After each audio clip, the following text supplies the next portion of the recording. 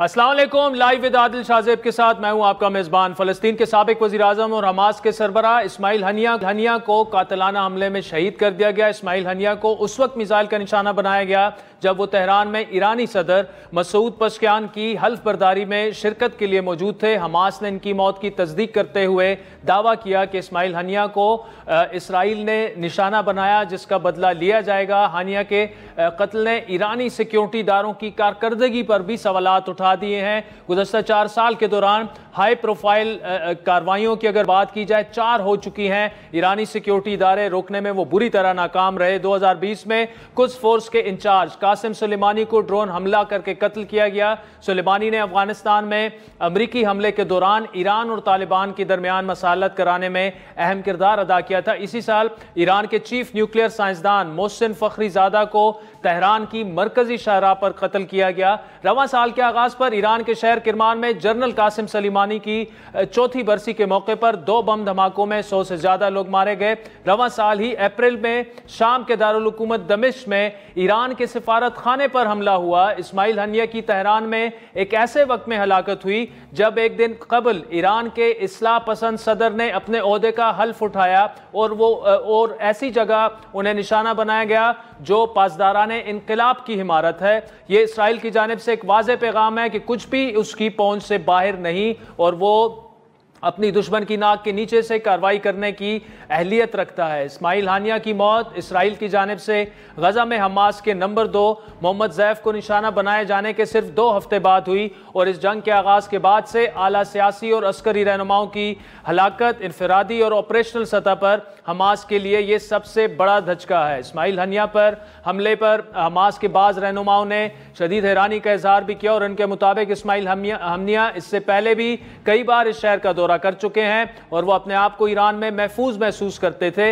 Ismail Haniyeh पर हमला security की बड़ी नाकामी है और इसका जिम्मेदार कौन है, ये सवाल भी उठाया जा रहा है कि क्या मौजूदा हालात में इस्माइल हनिया का तेहरान में मौजूद होना दुरुस्त फैसला था। ईरानी मीडिया के मुताबिक इस्माइल हनिया पर तेहरान में उनकी रिहाइशगाह पर हमला किया गया। मसूद पज़ेश्कियान की हल्फ बर्दारी की तकरीब में 70 से ज्यादा ममालिक के नुमाइंदों ने शिरकत की थी। ताजिकिस्तान के सदर इमाम अली रहमान और इस्लामी जहाद के भी लोग जो थे वो वहाँ पर शरीक थे तकरीब में। सऊदी मीडिया ने दावा ये किया है कि इस्माइल हनिया को एक गाइडेड मिसाइल के ज़रिए निशाना बनाया गया। ये हमला मकामी वक्त के मुताबिक सुबह 2 बजे किया गया। इस्माइल हनिया की नमाज जनाजा ईरानी वक्त के मुताबिक कल सुबह 8 बजे तेहरान में अदा की जाएगी, जिसके बाद उनका जस्द खाकी दोहा रवाना किया जाएगा, जहाँ बाद नमाज जुमा मस्जिद मोहम्मद बिन वहाब में नमाज जनाजा के बाद दोहा के इलाके लोसेल में उन्हें सुपुर्द खाक किया जाएगा। आपको बताते चलें कि इससे पहले रवां साल 10 अप्रैल को ईद उल फितर के मौके पर इसराइली फ़िज़ाई हमले में हनिया के 3 बेटे हाजिम, आमिर और मोहम्मद शहीद हो गए थे। उनकी गाड़ी को गजा के अल-शाती कैंप में मिसाइल का निशाना बनाया गया। इस हमले में इस्माइल हनिया के 3 पोते और एक पोती भी शहीद हो गई थी। इसराइल के गजा पर फ़िज़ाई हमले में इस्माइल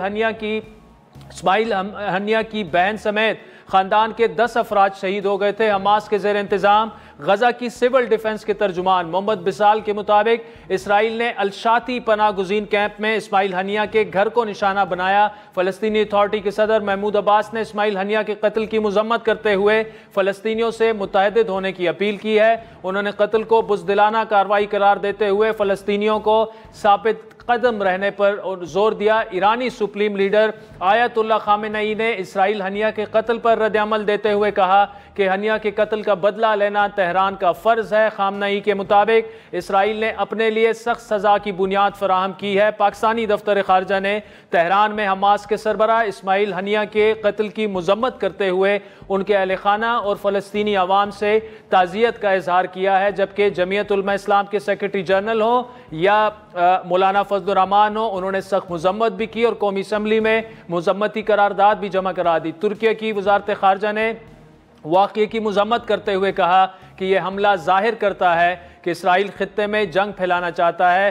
روس کے نائب وزیر خارجہ کے مطابق حماس کے سیاسی رہنما کا قتل سیاسی اور طور پر بالکل ناقابل قبول کشیدگی میں مزید اضافے کا باعث بنے گا۔ چین نے اسماعیل ہنیہ کے قتل کو علاقائی عدم استحکام کا باعث قرار دیا۔ قطر نے اسماعیل ہنیہ کے قتل کو گھناؤنا جرم اور بین الاقوامی اور انسانی قوانین کی کھلم کھلا خلاف ورزی قرار دیا ہے۔ اسماعیل ہنیہ کی بہو نے اپنے ایک ویڈیو پیغام میں کہا ہے کہ ہم اللہ کی رضا میں راضی ہیں، دل غمگین ہے، آپ سے جنت میں ملاقات ہوگی۔ قلوب راضية بقضاء الله وقدره. أني رجل تضج الأرض والسماء بطيب ذكره، رجل غني عن التعريف. أني عمي وحبيبي وأبي وتاج رأسي وقرة عيني، العم أبو العبد هنية، ليلتحق بركب المجاهدين والصادقين والميامين، ليلتحق بركب أبنائي وبركب هذه الدماء الزكية، الشهيد البطل۔ آپ کو بتاتے چلیں ناظرین کہ فلسطین کے سابق وزیراعظم اسماعیل ہنیہ حماس کے سیاسی ونگ کے سربراہ اور حماس کے پولیٹیکل بیورو کے چیئرمین تھے۔ 2017 میں انہیں خالد مشال کی جگہ حماس کا سیاسی سربراہ مقرر کیا گیا ہے۔ وہ 2023 سے قطر میں جلا وطن تھے۔ اسماعیل ہنیہ 1988 میں حماس کے قیام کے وقت ایک نوجوان بانی رکن کی حیثیت سے شامل تھے۔ 1997 میں وہ حماس کے روحانی رہنما شیخ احمد یاسین کے پرسنل سیکرٹری رہے۔ 1988 میں پہلے انتفاضہ میں شرکت کرنے پر اسماعیل ہنیہ کو اسرائیل نے 6 ماہ قید رکھا۔ 1989 میں دوبارہ گرفتاری کے بعد 1992 میں اسرائیل ہنیہ کو لبنان ڈیپورٹ کر دیا گیا، جس کے اگلے سال اوسلو معاہدے کے بعد اسماعیل ہنیہ کی غزہ واپسی ہوئی۔ 2006 میں فلسطین کے الیکشن میں حماس کی اکثریت کے بعد اسماعیل ہنیہ کو فلسطینی اتھارٹی کا وزیر اعظم مقرر کیا گیا۔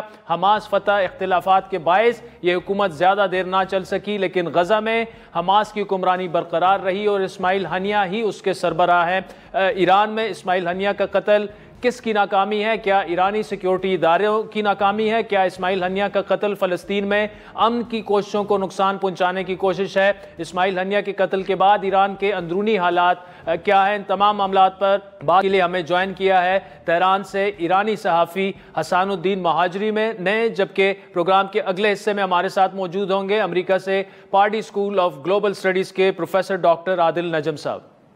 جی یہ بتائیے گا حسان صاحب کہ اسماعیل ہنیہ کس طرح سے آئے تھے، کس لیے آئے تھے اور یہ واقعہ ہوا کیا؟ دیکھیں ہمارے جو نو منتخب صدر ڈاکٹر مسعود پزشکیان کی جو تقریب حلف برداری ہے، جس کے لیے ہم مختلف ممالک سے شاید 70 سے زائد ممالک سے وفود آئے تھے ایران، اسی تقریب میں شرکت کے لیے اسماعیل ہنیہ اور جہاد اسلامی کے سربراہ نوخالہ صاحب کو بھی دعوت دی گئی تھی۔ تو کل تقریباً سپہر ایران کے وقت کے مطابق 4:30 بجے ایرانی پارلیمنٹ مجلس شورائے اسلامی میں تقریب حلف برداری منعقد ہوئی تھی اور ان کی ملاقات کل رہبر انقلاب اسلامی حضرت آیت اللہ عظمیٰ سید علی خامنئی سے بھی ہوئی تھی، صدر ڈاکٹر مسعود پزشکیان سے بھی ہوئی تھی اور ایرانی پارلیمنٹ کے اسپیکر جناب قالیباف سے بھی ان کی ملاقات ہوئی تھی۔ تو وہ ایک مصروف دن کے بعد وہ جب رات کو اپنے جہاں پہ ان کی رہائش کا اہتمام کیا گیا تھا وہاں پہ تھے تو ان پر ایک دہشت گردانہ بزدلانہ حملہ ہوا۔ کچھ فوٹیجز بھی آئیں سامنے، اس میں وہ شدید زخمی حالت میں نظر آ رہے ہیں۔ دوسرا، ابھی تک کیا یہ طے پایا کہ یہ حملہ کیا کس نے تھا؟ یہ تو یقین ہے ہمیں، یعنی یہ تو صہیونی حکومت نے کروایا ہے اور یہ اس سازش کے پیچھے امریکہ، CIA، موساد اور انٹیلیجنس سروس یونائٹڈ کنگڈم برطانیہ کے ہیں، اور یہ سارے جو مسلمانوں کے دشمن ہیں انہوں نے یہ کارروائی کی ہے۔ اور یہ بزدلانہ اقدام کیوں کیا ہے؟ اس لیے کیا گیا ہے کہ یہ کسی طریقے سے جنگ بندی نہ ہو سکے، کیونکہ اگر غزہ میں جنگ بندی ہو جاتی ہے تو یہ صہیونی حکومت جس نے اپنا نام اسرائیل رکھا ہے اس کی سب سے بڑی شکست ہوگی، کیونکہ گزشتہ کئی مہینوں سے وہ اپنے کسی ایک ہدف تک بھی نہیں پہنچ سکا، وہ نہ حماس کو ختم کر پایا۔ ابھی دیکھیں وہ شہید ہو گئے، کوئی مسئلہ نہیں، دوسرے لیڈر آ جائیں گے، حماس کے اور یہ تو پہلے ہی سے شہادت کے خواہش مند تھے. انہوں نے اپنے بیٹوں کا قربانی دیا, انہوں نے اپنے ان کے کم از کم 15 ان کے گھرانے سے 15 لوگوں کی شہادت ہوئی. اور جب بھی میں 2-3 بار ان سے ملا تھا تو ان کے جو تقاریر ہیں, ان کے جو خطاب ہیں, اس میں آپ دیکھ سکتے ہیں کہ ان کو کیا, وہ تو جب مریں گے تو ختم ہو جائیں گے. ہم جب شہید ہوتے ہیں تو ہماری تو اصلی زندگی اس وقت شروع ہوگی, لیکن یہ جب ان کو ہدف بنایا جائے گا تو وہ کیا ان کی کیا صورتحال. آخر میں بتائیے گا, یہ سارے باتیں اپنی جگہ, لیکن ایک اصلاح پسند صدر کا آنا اور اس کی حلف برداری کے فوراً بعد تہران میں فلسطین اور حماس کے سب سے بڑے لیڈر اس طرح ان کی شہادت ہونا ایک لحاظ سے ایران کی سیکیورٹی ایجنسیوں کا فیلئر تو ہے نا, ناکامی تو ہے نا. دیکھیں میں آپ کو یہاں پہ ایک وضاحت پیش کرنا چاہتا ہوں. جی, امریکہ جیسے ملک میں کئی صدور کو ٹارگٹ کلنگ کا ہدف بنایا گیا ہے, دہشت گردی ہوئی ہے وہاں پہ, terror John F Kennedy, Donald Trump اور رونلڈ ریگن اور مختلف جو امریکی صدور ہیں ان کے خلاف ہوئے ہیں یہ ٹارگٹ کلنگز اور دہشت گردانہ حملے. آپ کے ملک میں محترمہ بے نظیر بھٹو کے خلاف ہوئے ہیں, ہندوستان میں اندرا گاندھی, راجیو گاندھی, اور دنیا میں بہت ساری ایسی مثالیں ہیں جس کے یہ بات ہم نہیں کہہ سکتے کہ ایران کی سیکیورٹی فیلئر, کیونکہ یہ تو ایک ایسی تقریب تھی جس میں سب کو اطلاع تھا کہ ایران میں یہ تقریب منعقد ہونی ہے. اس کی تاریخ, اس کی جگہ, رہائش کی جگہ, یہ انہوں نے کوئی بہت بڑا تیر نہیں مارا ہے کیونکہ, لیکن یہ میں آپ کو بتاؤں شاید ہی یہ کہہ سکتے ہیں کہ ایرانی سیکیورٹی فورسز کے شاید اوور کانفیڈنس کی وجہ سے یہ ہو گیا ہو, کیونکہ ایران ایسا پرامن ملک ہے کہ یہ کارروائیاں اس میں بہت کم ہوتی ہیں. لیکن یہ بھی آپ کہہ سکتے ہیں کہ شاید ایرانی سیکیورٹی فورسز کے اوور کانفیڈنس کی وجہ سے یہ ہوگی ہو. رام صاحب بہت شکریہ. ایرانی صحافی تہران سے ہمارے ساتھ موجود تھے. وقت چاہتا ہے ایک بریک کا, جس کے بعد پروفیسر ڈاکٹر عادل نجم صاحب سے اسی ٹاپک کو آگے بڑھائیں گے. ویلکم بیک ناظرین. بریک سے پہلے اسماعیل ہنیہ کی جس طرح سے ہلاکت ہوئی بہت بڑی خبر ہے. یہ تفصیلی گفتگو آپ کو ہم تہران بھی لے گئے کہ وہ وہاں پر کیا کر رہے تھے, کن سرکمسٹانسز میں ان پر حملہ ہوا. اس وقت پروفیسر ڈاکٹر عادل نجم صاحب ہمارے ریگولر گیسٹ ہیں, کسی تعارف کے محتاج نہیں ہیں, Pardee school of global studies سے ان کا تعلق ہے. ڈاکٹر صاحب thank you so much for joining us. Sir یہ کتنی بڑی خبر ہے اور اس کے بعد ایکسپیکٹ کیا کیا جا سکتا ہے؟ بہت شکریہ عادل. یقیناً یہ اصل میں بڑی خبر ہے, کیونکہ ہم آج کل ہر خبر کو کئی بار بڑی خبر بنا دیتے ہیں, ہر چیز بریکنگ نیوز ہوتی ہے, لیکن کچھ خبریں ہوتی ہیں جو اصل میں بڑی ہوتی ہیں, اور اس لیے بڑی ہوتی ہیں کہ they not only change some thing, کوئی تبدیلی نہ صرف یہ نہیں ہے کہ وہ چیز بدل جاتی ہے, لیکن اس کی وجہ سے بہت سی اور چیزیں بدل جاتی ہیں. This is a game changer in that sense. اور کچھ تو فیصلہ وقت کرے گا, لیکن عنقریب ہی وقت کرے گا کہ اس کے کیا محرکات ہوں گے. ایران پہ آپ نے تفصیلی بات پہلے ہی کر چکے ہیں کہ ایران پہ اس کے کیا اثر ہوگا, ایران کی پالیسی میں کیا تبدیلی ہوگی, ایران کا اس پہ ری ایکشن کیا ہوگا, کب ہوگا, کیا وہ کائنیٹک صرف ہوگا, پولیٹیکل ہوگا. لیکن اس کے علاوہ بہت سے اور محرکات بھی ہیں. ایک تو اسرائیل پہ اس کا کیا فرق پڑے گا. میرا خیال میں اس وقت اسرائیل میں حالانکہ آپ کو اسٹیٹمنٹ نظر نہیں آتی, لیکن ایک ٹرائمفلزم ہے. ان کا بیانیہ یہ تھا کہ ہماری جنگ جو ہے وہ حماس کے خلاف ہے, اور ایک حماس کے لیڈر کو ریموو کرنا ان کے لیے ایک طرح سے ایک بڑی وکٹری کا نشان ہے. لیکن اس سے زیادہ ہم یہ دیکھ رہے ہیں کہ اسرائیل کی آپ کو اسٹریٹجک بھی ایک شفٹ تو نہیں, ایک ایڈیشن نظر آ رہی ہے کہ وہ جنگ کو بڑھائے جا رہے ہیں. پہلے جو جنگ تھی وہ ایک صرف حماس کے خلاف تھی, پھر ایک دم انہوں نے تمام فلسطینیوں کے خلاف, چاہے وہ بچہ ہو چاہے وہ بزرگ ہو, ایک طرح سے نسل کشی قسم کی ایک جنگ ہم دیکھ رہے ہیں. اور اب ہم پچھلے ایک ہفتے سے بلکہ اس سے کچھ زیادہ سے ایک سٹرنگ آف اسیسینیشنز دیکھ رہے ہیں. یہ ایک کڑی ہے اس سلسلے کی جو اگر کل ہم نے یہ خبر سنی تو پرسوں ہم نے لبنان سے سنی کہ ایک طرح سے ٹارگیٹنگ ہو رہی ہے لیڈرشپ کی, مختلف گروہوں کی. اور اس پہ بھی دنیا کو بہت تشویش ہے. اگر آپ سٹیٹمنٹس دیکھیں کہ باقی ممالک کیا کہہ رہے ہیں تو عموماً آپ اس میں لفظ اسیسینیشن کا دیکھیں گے, کیونکہ ایک طرح سے یہ وار آف اسیسینیشن اگر شروع ہوتی ہے تو پھر چاہے وہ قطر ہو, چاہے وہ برطانیہ ہو, چاہے وہ روس ہو, چاہے وہ ترکی ہو جہاں لوگ رہتے ہیں جلا وطنی میں, ایک خیال یہ ہوتا ہے کہ کیا اب یہ اسیسینیشن کی گیم ہوگی, کیا ایران کی اپنی جو رسپانس ہے وہ بھی اور اسرائیل کی طرف سے ہم اور دیکھیں گے اور یقیناً دیکھیں گے. تو یہ یقیناً ایک بڑی خبر ہے that changes the strategy of every major actor. ہر میجر ایکٹر جو ہے وہ اب سوچنے پہ مجبور ہو گیا ہے کہ میں نے اگلا کیا کرنا. اچھا ڈاکٹر صاحب، اس میں ایک تو دیکھیں کچھ امپریشن جو ہے ابھی تو اٹس اسٹل ٹو ارلی، لیکن دیکھیں تہران میں ایران کو ریلیٹیولی سیفر کنسیڈر کیا جاتا تھا، آلدو ایک دو ہائی پروفائل اسیسینیشنز تو وہاں اس سے پہلے بھی ہوئی تھی، لیکن تہران میں اس طرح سے حماس کے سربراہ کی ہلاکت، اور وہ بھی ایک اصلاح پسند صدر آتے ہیں اور اس کے دوسرے دن یہ بڑا ایک سٹرانگ میسیج جو ہے وہ ڈیلیور ہوا. اور دوسرا، کیا یہ اس کو ایک فیلئر بھی کہا جا سکتا ہے ایرانین انٹیلیجنس کا اور سیکیورٹی فورسز کا؟ دیکھیں یقیناً ایران میں اس وقت یہی بات ہو رہی ہوگی، اور شاید یقیناً بھی کہا جا سکتا ہے، کیونکہ ایک فیلئر ہی ہوا نا جب ایسی ہلاکت ہو گئی، ایسی ایک کارروائی ہو گئی. لیکن اس میں تو وہ تو یقیناً کہا جا سکتا ہے. اور میرے خیال میں ایران کا رسپانس جو ہے وہ بہت حد تک اس چیز پر ہی منحصر ہوگا، کیونکہ ایک طرح سے آپ کا مہمان تھا نا، وہ تو صدر کا مہمان تھا، تو دس گیٹس پرسنل.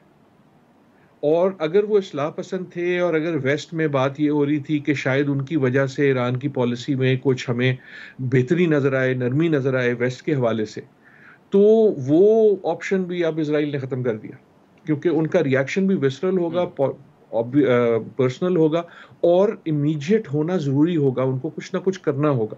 ایران ابھی تک ایک بہت محتاط پلیئر رہا ہے، اس نے ہمیشہ ریاکشن دیا ہے، لیکن اپنے ٹائم ٹیبل پہ اپنے طریقے سے دیا ہے، انکلوڈنگ جب انہوں نے میزائل اور ڈرونز فائر کیے اسرائیل پہ. لیکن کچھ نہ کچھ ریاکشن تو آئے گا، لیکن ریاکشن دوسروں کا بھی آئے گا. مثلاً فار ایگزامپل حماس کا ریاکشن. حماس کو اب یقیناً ان کی نیسیسٹی ہے، ان کی ضرورت ہے کہ کوئی نہ کوئی وہ ریاکٹ کرے. وہ ملیٹریلی بھی آپ کو نظر آئے گا، شو آف اسٹرینتھ کسی نہ کسی قسم سے آئے گی، اور وہ پولیٹیکلی بھی آئے گا ٹو ڈیمونسٹریٹ کہ ہمارے اگر تم نے پولیٹیکل لیڈر کو کر بھی دیا ہے ایلیمنیٹ، تو اس کا یہ مطلب نہیں ہے کہ حماس ختم ہو گئی ہے. تو آپ کو میرے خیال میں عنقریب انفارمیشن آئے گی کہ جی فلانا شخص اب ہمارا نیا پولیٹیکل لیڈر ہے. ایک طرح سے حماس کی ڈائنامک ایسے بھی چینج ہوئی ہے کہ اگر جب ہم باری باری سنتے ہیں ابراہیم صاحب کے بارے میں، تو ان کا تعارف ہوتا ہے as the political leader, Hamas کے سیاسی ونگ کے لیڈر.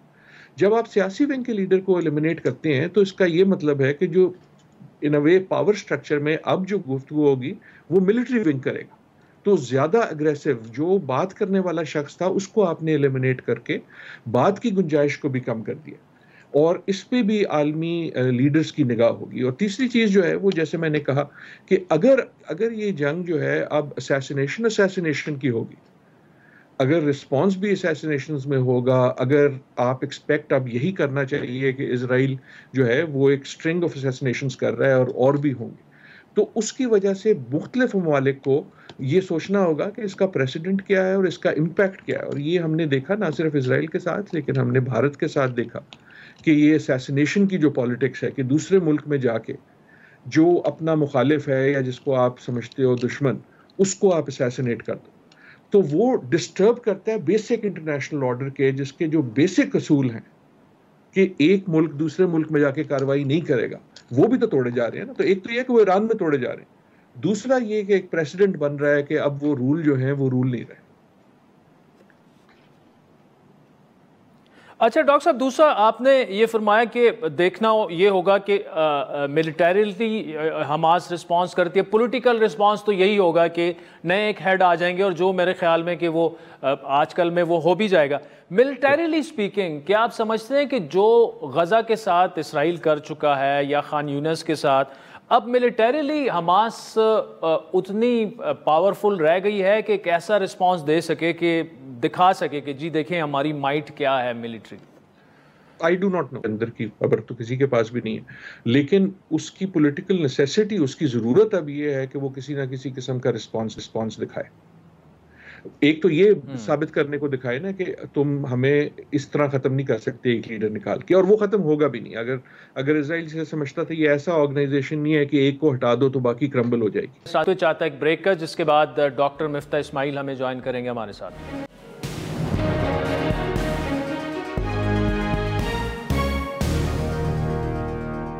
वेलकम बैक नाज़रीन। पाकिस्तानी मईशत में बेहतरी की नवीद गुज़श्ता चंद हफ्तों से सुनाई दे रही है, जिसका एतराफ़ आलमी इदारे भी कर रहे हैं। पहले IMF ने पाकिस्तानी मईशत में बेहतरी का एतराफ़ किया, फिर 2 रोज़ पहले बैनुल-अक़वामी क्रेडिट एजेंसी फिच ने पाकिस्तान की रेटिंग को CCC से CCC+ तक अपग्रेड कर दिया। और आज आलमी rating agency standards and pores ने भी पाकिस्तान की मईशत पर जारी होने वाली रिपोर्ट में ये एतराफ़ किया कि पाकिस्तान की आउटलुक रिपोर्ट मुस्तहकम की सतह पर बरकरार रहेगी। आलमी इदारों के एतराफ़ के बावजूद पाकिस्तान में अवामी जो माशी सूरत हाल है वो कोई ज़्यादा बेहतर नहीं है, अवाम मुतमिन नहीं है। पाकिस्तान में आजकल हर कोई बिजली के बिलों का रोना रो रहा है। ऐसे में एक नई बहस का आगाज़ हो चुका है कि IPPs यानी निजी बिजली घरों को कितनी अदायगियाँ की जा रही हैं, आया वो अपनी मुकम्मल सलाहियत के मुताबिक बिजली बना भी रहे हैं या नहीं। जहाँ ये सवाल भी उठ रहे हैं कि ये कारखाने बिजली बनाते ही नहीं तो उनको अरबों रुपए की अदायगियों की क्या ज़रूरत है। तो वहीं कुछ इल्ज़ाम लगाए जाते हैं कि इन IPPs के पीछे दरअसल मुल्क की अहम शख्सियात मौजूद हैं जो इससे मुस्तफ़ीद हो रही हैं। ये एतराज़ और सवालात किसी हद तक दुरुस्त भी हैं, क्योंकि IPPs इस वक्त 150 अरब रुपए माहाना की कैपेसिटी पेमेंट वसूल कर रहे हैं। गुज़श्ता माली साल की बात करें तो महंगे तरीन IPPs को की गई अदायगियाँ 1950 अरब रुपए हैं। इन्हीं बिजली घरों में चंद ऐसे भी हैं जिनमें से 1 यूनिट भी बिजली पैदा जहां नहीं की गई। और रवा साल माली साल में IPPs को 2091 अरब रुपए की कैपेसिटी पेमेंट करनी है। एक अंदाजे के मुताबिक पाकिस्तान को रवा माली साल के लिए न्यूक्लियर प्लांट्स के लिए सबसे ज़्यादा कैपेसिटी पेमेंट का तखमीना 465 अरब रुपए लगाया गया है। पन बिजली घरों की कैपेसिटी पेमेंट का तखमीना 446 अरब रुपए लगाया गया है, जबकि दरामदी कोयला पावर प्लांट्स के लिए 395 अरब रुपए दरकार होंगे। IPPs के मामले पर सियासी जमातें एक दूसरे को तनकीद का निशाना बना रही हैं। वहीं लेकिन इस इशू पर जमात इस्लामी रावलपिंडी में 6 रोज से धरना दिए हुए है। हाल ही में नई बनने वाली सियासी जमात अवाम पाकिस्तान ने के इलेक्ट्रिक के सामने भी एहतजाज रिकॉर्ड करवाया। बिजली घरों को दी जाने वाली कैपेसिटी पेमेंट पर तो सब बात कर रहे हैं, लेकिन गुज़श्ता रोज हमारे प्रोग्राम में सेनेट की कायमा कमेटी बराए खजाना के चेयरमैन सलीम वाला ने इन अदायगियों में भी बेज़ाब्तियों का इंकशाफ किया। कॉन्ट्रैक्ट रीनिगोशिएशन तो बात की बात है, जो इनमें वायलेशन होती रही है year two year in contracts में। हमने इन्वेस्टिगेशन की थी 341 billion rupees with in 48 hours पे हो गए थे इन IPPs को। और कहा ये गया था कैबिनेट को कि जी हम ये पे करेंगे तो बिजली जो है लोड शेडिंग खत्म होगी। उसके बावजूद लोड शेडिंग खत्म नहीं हुई और किसी ने कोशिश नहीं की कि इन IPPs से के इश्यूज को देखा जाए, जहां वायलेशन हो रही है, जहां ऑडिट नहीं हो रहे, जहां इनको एज इट इज पेमेंट हो रही है विदाउट डिस्कशन, उनको देखने की जरूरत। नाज़रीन, इन तमाम मामलों पर बात करेंगे। आज हमारे मेहमान हैं साबिक वज़ीर ख़जाना और अवाम पाकिस्तान पार्टी के सीनियर रहनुमा डॉक्टर मिफ्ता इस्माइल। डॉक्टर साहब बहुत शुक्रिया। एक तो ये बताइएगा, अदम इस्तेकाम की अगर बात की जाए मुल्क में, फिच की रिपोर्ट हो या IMF की, मामलात बेहतरी की तरफ तो जा रहे हैं, लेकिन एक बात मुश्तरक है कि सियासी अदम इस्तेकाम है। तो इमरान खान एक बात कर रहे हैं कि मैं फौज के साथ बात करने को तैयार हूं और फौज अपना नुमाइंदा सामने लेकर आए। कि एक तो क्या ऐसा होना चाहिए, और आपके ख्याल में अगर ऐसा हो गया तो क्या इससे सियासी अदम इस्तेकाम खत्म हो जाएगा? देखिए, सियासी अदम इस्तेकाम उसी वक्त ख़त्म होगा जब सारे फरीक, जिसके अंदर सियासी लीडरान भी शामिल हैं और दीगर हैं, वो सब बैठ के कोई अंडरस्टैंडिंग पे पहुंचे। अमूमन ऐसा नहीं होता है कि फ़ौज का एक नुमाइंदा लीडर ऑफ द अपोजिशन से बातचीत करे। This is inappropriate. लेकिन ऑब्वियसली बैक चैनल से बातचीत तो बैक चैनल से होती है ना। ये कोई निगोसिएशन के पार्लेस तो नहीं होंगे ना कि कोई फ़ौज के 2 जनरल जो हैं वो बैठेंगे इमरान खान के 2 लोगों के साथ। ऐसा तो नहीं होता ना दुनिया में। तो वो तो पीछे बैक चैनल से बातचीत हो रही होगी। मुझे ऐसा लगता है कि ये जो खान साहब ने जो एक नरमी दिखाई है अपने मौक़िफ़ में, उससे अल्लाह ने चाहा तो कुछ बेहतरी की उम्मीद है। मतलब वो 2-3 चीज़ें इन्होंने कही हैं जो बड़े एडमिशंस हैं कि 9 मई को हमने पीसफुल प्रोटेस्ट कहा था, तो वो फॉल्स फ्लैग वाली बात जो कर रहे थे वो पीछे हट गए हैं। वो उनको अब सिपह सालार बोलना शुरू कर दिया है चीफ को। پہلے شاید جنگل کا بادشاہ بولتے تھے یا کچھ بولتے تھے. تو تھوڑی سی نرمی خان صاحب نے دکھائی ہے, اللہ کرے گا تو تھوڑی سی وہاں سے بھی نرمی آئے گی. فرنٹ میں تو کبھی نیگوسیشن نہیں ہوں گی, بیک چینل کے اندر کوئی انڈرسٹینڈنگ ہو جائے گی, لیکن اصل میں بات چیت جو ہے وہ تو حکومت کو بھی, حکومت کے نمائندوں کو بھی, پیپلز پارٹی کے لوگوں کو, ان سب کو, سیاستدانوں کو کوئی نہ کوئی بند گلی سے راستہ نکالنا پڑے گا, تو ان کو آپس میں بات. مفتی صاحب, حکومت تو بار بار پیشکش کر چکی ہے, پیپلز پارٹی تک کہہ چکی ہے کہ ہم کردار ادا کرنے کے لیے تیار ہیں, لیکن پی ٹی آئی صاف کہہ رہی ہے کہ ہم نے فوج کے ساتھ ہی بیٹھنا ہے, آپ سیاستدانوں کے پلے کچھ نہیں ہے, نہ آپ ہمارے ساتھ معاملات طے کر سکتے ہیں. لیکن اگر اس کو ایسے دیکھیں, جو پی ٹی آئی کی اپنی جدوجہد ہے سویلین بالادستی کی, یہ تو خود اس کی نفی کر رہے ہیں. پھر دیکھیے, وہ خان صاحب کی ایک پرانی سوچ ہے کہ ان کے علاوہ کوئی بھی اور سیاسی لیڈر جو ہے وہ لیجٹمیٹ نہیں ہے. اسی لیے جب وہ حکومت میں آئے تھے تو نہ صرف لوگوں کو بند کرتے تھے بلکہ کسی کو لیجٹمیٹ نہیں سمجھتے تھے. تو یہ تو میرے خیال سے غلط بات ہے. دوسرے لوگ بھی ووٹ لے کر آئے ہیں, بالکل اس میں کوئی ڈاؤٹ نہیں ہے کہ خان صاحب جو تھے وہ ان کی سب سے بڑی پارٹی ہے اور ان کے ساتھ زیادتی بھی ہوئی ہے, اور عوام کا مینڈیٹ خان صاحب کے ساتھ ہے, اس میں کوئی دو رائے نہیں ہے. لہذا خان صاحب کی یہ جو فاؤنڈیشنل بات ہے کہ یہ الیکشنز جو ہیں وہ چوری ہوئے ہیں, یہ بات درست ہے, لیکن الیکشنز کون سے چوری نہیں ہوئے پاکستان میں, یہ بات بھی سمجھنے کی ہے. تو لہٰذا ان کو ایک طرف بیٹھ کے کوئی اگریمنٹ کرنا پڑے گا جس کے اندر سارے سیاسی لیڈران بیٹھیں. اگر خان صاحب کو 40% سے زیادہ تو ووٹ نہیں ہے خان صاحب کا پاکستان بھر میں, تو باقی لوگوں کا بھی 60% ووٹ ہے. تو سب کو بیٹھ کے کوئی معاملات طے کرنے پڑیں گے اور اس سے سیاسی عدم استحکام ختم ہوگا. اور اللہ کرے کہ, مجھے لگ رہا ہے کہ عادل بھائی, مجھے لگ رہا ہے کہ اس طرف جا. اللہ آپ کے الفاظ مبارک کرے. مفتی صاحب, جو بتائے گا, وزیر خزانہ نے کہا کراچی چیمبر میں, وہ تقریر کر رہے تھے کہ ہمیں اب وہ کرنا پڑے گا معیشت کی بحالی کے لیے جو 75 سالوں سے نہیں کیا جا سکا, اور ورنہ ان کے الفاظ یہ ہیں کہ we are at the end of the road. بات تو وہ ٹھیک کر رہے ہیں, لیکن کیا آپ سمجھتے ہیں کہ موجودہ حکومت میں کیپیسٹی بھی ہے اور ول بھی ہے کہ جی ہم جو کرنا چاہ رہے ہیں وہ ہم کرنے کے لیے تیار ہیں؟ نہیں, بالکل نہیں ہے. اگر فائنانس منسٹر صاحب کی بات درست ہے کہ یہ کرنا ضروری ہیں چیزیں, لیکن پھر اسی بجٹ سے کرنا شروع کر دیتے. جب وہ آئے تھے اسی دن شروع کر دیتے. کیوں انہوں نے این ایف سی ایوارڈ کے بارے میں کمیشن بھی نہیں بنایا اب تک؟ ایسا کیوں ہوا ہے؟ ایسا کیوں ہوا ہے کہ بات چیت بھی شروع نہیں ہوئی؟ ایسا کیوں ہوا ہے کہ آپ نے پی ایس ڈی پی کے اندر 700 ارب سے بڑھا کے 1400 ارب روپے رکھے؟ ایسا کیوں ہوا ہے کہ آج بجلی کے بلوں میں لوگوں کو مار رہے ہیں مگر حکومت کے ٹیکسز آپ اس پہ سے کم نہیں کر رہے ہیں جس میں تھوڑی سی رعایت ہو جائے؟ ایسا کیوں ہوا ہے کہ اب بھی آپ جو ہے وہ دکانداروں کے اوپر فکس ایک نامینل فکس ٹیکس نہیں لگا سکتے؟ ایسا کیوں ہوا ہے کہ آپ ایگریکلچر کی بڑی بڑی پراپرٹیز کے اوپر ٹیکس نہیں لگاتے؟ ایسا کیوں ہے کہ ابھی آپ پراپرٹیز کے اوپر, بڑی بڑی رہائشی پراپرٹیز کے اوپر ٹیکس نہیں لگاتے؟ سو بات کرنا, لیکن the fact of the matter is کہ پرائم منسٹر جو منسٹر صاحب کہہ رہے تھے وہ کیا نہیں نا. ڈاکٹر مفتی صاحب, آپ ہمارے ساتھ موجود رہے گا. ناظرین, وقت ہوئے چاہتا ہے ایک بریک کا, جس کے بعد آپ سے دوبارہ ملاقات.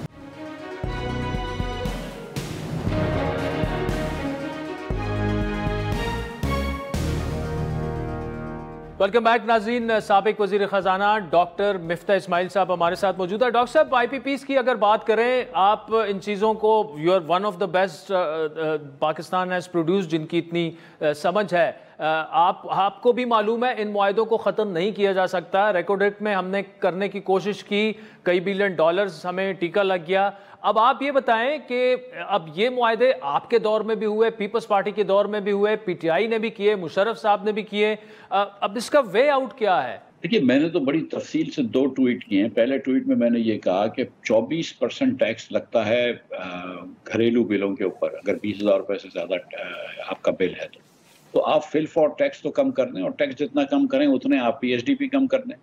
جو وفاق کے حق میں تو 400 ارب روپے کے بھی ٹیکس کم کریں گے تو وفاق کو 185 ارب روپے کا, 450 ارب کے بھی ٹیکس کم کریں گے تو وفاق کو جو ہے وہ 185 ارب روپے کے اخراجات کم کرنے پڑیں گے. تو یہ تو آپ پہلے فل فور کر دیں.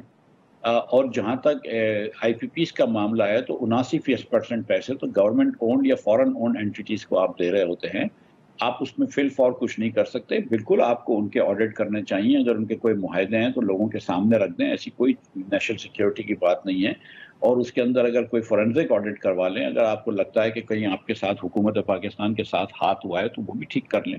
لیکن the fact of the matter is عادل بھائی کہ بہت زیادہ جو حکومت کی اس میں اپنی غلطیاں ہوئی ہیں، جس کے اندر پالیسی مسٹیکس ہوئی ہیں. آپ نے بہت زیادہ پاور پلانٹس لگا دیے جن کی آپ کو شاید ضرورت نہیں تھی، آپ نے امپورٹڈ کول پہ لگا دیے، آپ کو شاید اس کی ضرورت نہیں تھی، دیگر چیزیں ہوئی ہیں. اور اس کے بعد آپ کی پالیسیز میں حکم ہے جس کی وجہ سے ابھی بھی آپ گرمیوں کے اندر جو ہے وہ بہت بجلی بیچتے ہیں، لیکن سردیوں میں وہ بجلی نہیں بیچ سکتے، لہٰذا آپ کی کیپیسٹی کاسٹ پر یونٹ بڑھ جاتی ہے. تو ہم کو اور ڈسٹریبیوشن کاسٹ کم کرنی ہوں گی، ٹرانسمیشن ڈسٹریبیوشن لاسز کم کرنے ہوں گے، بل کلیکشن بہتر کرنا ہوگا. تو ہم کو وہ سب چیزوں پہ بھی کام کرنا چاہیے جس پہ کوئی کام نہیں ہوا. ہم کو ٹرانسمیشن کے سکم جو ہیں وہ ٹھیک کرنے ہوں گے. آج بھی مثال کے طور پر آپ کو ونڈ پاور سندھ کے اندر 0 پہ مل رہا ہے، لیکن آپ لے نہیں پا رہے پورا کیونکہ آپ کے پاس ٹرانسمیشن نہیں ہے. تو وہ سب سکم بھی دور کرنے ہوں گے. لیکن اس وقت فی الفور ضرورت یہ ہے حکومت کو کہ اس کے اندر سے بجلی کے بلوں میں سے ٹیکسز ختم کر دیں جسوں کو راحت. مفتاح صاحب آپ نے ٹویٹ کی بات کی، دونوں ٹویٹیں میری نظر سے گزری. آپ یہ کہہ رہے ہیں حکومت 50 سے 60 ارب روپے کا ریلیف دے گھریلو صارفین پر ٹیکسز ختم کر کے. پہلے ہی حکومت 50 ارب روپے دے چکی ہے، 200 یونٹ سے کم صارفین کو ریلیف دیا جا چکا ہے. موجودہ حالات میں حکومت اس پوزیشن میں کیا ہے کہ وہ ریلیف دے سکے؟ بالکل ہے. آپ پی ایچ ڈی پی کے اخراجات کم کر دیں. آپ کے پچھلے سال پی ایچ ڈی پی پہ 700 ارب روپے خرچ ہوئے تھے. اس سال آپ نے شروع میں 1450 روپے کے بجٹ رکھا، پھر آپ نے 1150 بجٹ کر دیا. آپ اس کو 950 کر دیں، 200 ارب روپے کاٹ لیجیے پی ایچ ڈی پی سے، مسئلہ ہی سارا ختم ہو جاتا ہے. آپ 200 ارب روپے کاٹتے ہیں، 400 ارب کا ریلیف دے سکتے ہیں کیونکہ باقی پیسے تو صوبوں کی طرف سے ٹیکس کی کمی ہوتی ہے. آپ کو مسئلہ ہی ختم ہو جاتا ہے. لیکن اگر آپ نے یہ سوچا ہوا ہے کہ ایم این ایز اور ایم پی ایس کے پروجیکٹ جو ہیں وہ زیادہ مقبول ہیں آپ کے لیے، زیادہ مقدس ہیں آپ کے لیے، اور عوام کو ریلیف دینا آپ کے لیے اتنا ضروری نہیں، تو عوام کو ریلیف نہیں دی جا سکتی. ورنہ کیا بڑی بات ہے حکومت 400 ارب روپیہ جو ہے وہ ڈال کے ریلیف دے دے. تو آپ نے بھی کوشش کی تھی ایم این ایس کو فنڈ نہ دیے جائیں، اپنی حکومت کے خلاف ہو جاتے ہیں. یہ تحریک انصاف نے بھی کہا تھا کوئی فنڈ نہیں دیں گے، پھر مجبوراً انہیں بھی فنڈ دینے پڑ گئے. ایک مخلوط اور کمزور حکومت ہے، وہ تو اپنے پاؤں پر بمشکل کھڑی ہے اس وقت. آپ ہی نے فرمایا نا کہ وزیر خزانہ صاحب نے فرمایا ہے کہ ہم کو وہ چیزیں کرنی پڑیں گی جو ہم اگنور کرتے رہے 75 سال سے. اب اس وقت یہاں پہ قوم کی جان نکلی ہوئی ہے. آج تک بجلی کے بل کا کبھی اتنا کرائسس نہیں آیا، یہ آپ بھی جانتے ہیں. آج تک کبھی اتنی مایوسی پاکستان کے اندر معیشت کے حساب سے نہیں پھیلی جو آج پھیلی ہے، یہ آپ بھی جانتے ہیں. جب اتنی مایوسی پھیل گئی ہے تو اس وقت پولیٹیکلی حکومت کے لیے کیا بہتر ہے کہ M N As M P S کے پروجیکٹس کے اوپر خرچ کریں یا تھوڑے سے بجلی کے بل کے اندر مراد دے دیں. میرے خیال سے بجلی کے بلوں میں رعایت دینا جو زیادہ ضروری ہے. اور پھر اگر آپ بجلی کے نرخ کم کر دیں گے تو اس کی ڈیمانڈ بڑھ جائے گی، تو آپ کا پر یونٹ کاسٹ بھی کم ہو جائے گی، کیپیسٹی کاسٹ. یہ سوچنے کی باتیں ہیں. میرا خیال ہے کہ حکومت جو ہے وہ سیاسی طور پہ بھی غلطی کر رہی ہے، معاشی طور پہ تو غلطی کر ہی رہی ہے کہ بجلی کے بلوں کو اتنا بڑھا دیا ہے. لوگ اب عادل بھائی ہم یہ سن چکے ہیں کہ ایک بھائی نے اپنے بھائی کا خون کر دیا. ہم یہ سن چکے ہیں کہ خاتون نے جو ہے وہ جمپ مار کے کنال میں خودکشی کر لی. اب اور ہم کس چیز کا انتظار کر رہے ہیں؟ ڈاکٹر مفتاح اسماعیل صاحب، thank you so much for joining us. سازی پروگرام میں آگے بڑھتے ہیں. گزشتہ روز قومی اسمبلی میں پیش کیا جانے والا الیکشن ایکٹ ترمیمی بل قائمہ کمیٹی میں کثرت رائے سے منظور کر لیا گیا. کمیٹی میں بل پر ووٹنگ ہوئی جس میں بل کی حمایت میں 8 اور مخالفت میں 4 ووٹ آئے. پی ٹی آئی نے مخالفت کی، جے یو آئی نے ووٹنگ میں حصہ نہیں لیا، پیپلز پارٹی اجلاس میں شریک نہیں ہوئی. قومی اسمبلی کی قائمہ کمیٹی برائے پارلیمانی امور کے اجلاس میں بلال اظہر کیانی نے بل سے بریفنگ دی بل پر، اور اپوزیشن رکن علی محمد خان اور وزیر پارلیمانی امور اعظم نذیر تارڑ کے درمیان تلخ جملوں کا تبادلہ بھی ہوا. وزیر قانون نے بل کی حمایت کی اور کہا کہ مجوزہ بل میں ترامیم آئین اور قانون کے مطابق ہیں. دوسری جانب تحریک انصاف کے حمایت یافتہ اراکین نے الیکشن ترمیمی بل کی مخالفت کی. جے یو آئی کی رکن اسمبلی شاہدہ اختر علی نے کہا اس موقع پر کہ الیکشن کمیشن ہمیشہ سینڈوچ بنا رہا، ہمیں ان ترامیم کے نتائج نظر نہیں آ رہے. اسی طرح ترامیم کو تفصیل میں جانا چاہیے، الیکشن ترمیم کا دوبارہ جائزہ لینا چاہیے، حکومت سامنے آئے اور ترمیم لائے. علی محمد خان نے کہا کہ الیکشن کمیشن نے اس ملک میں سیاسی کرائسس پیدا کیا. الیکشن کمیشن نے ایک سیاسی جماعت سے انتخابی نشان چھینا. الیکشن کمیشن نے اس قانون کی ریسٹروسپیکٹو اثرات پر اپنی رائے دی. اس کے علاوہ سیکرٹری الیکشن کمیشن نے کہا کہ الیکشن کمیشن اس معاملے پر کوئی رائے نہیں دے سکتا. اس بل کے اثرات کے بارے میں وزارت قانون اور پارلیمان اپنی رائے دے سکتا ہے. اس بل کے پیچھے سے اگر اس کا اثر شروع ہو تو اس پر رائے دینا ہمارا ڈومین نہیں. آپ کو بتاتے چلیں کہ الیکشن ایکٹ ترمیمی بل تجویز کی ترامیم کے مطابق کوئی رکن اسمبلی اپنی کسی سیاسی جماعت سے وابستگی کا اقرارنامہ تبدیل نہیں کر سکتا، جبکہ دوسری ترمیم کے مطابق جس پارٹی نے مخصوص نشستوں کی فہرست الیکشن کمیشن کو نہ دی ہو اسے مخصوص نشستیں نہیں دی جا سکتی. قائمہ کمیٹی سے منظوری کے بعد اب بل دوبارہ قومی اسمبلی میں آئے گا. آج کے پروگرام پر ناظرین آپ کے فیڈ بیک کے منتظر ہمارا ٹویٹر ہینڈل ہے @عادل شاہ زیب. اجازت دیجیے، خدا حافظ.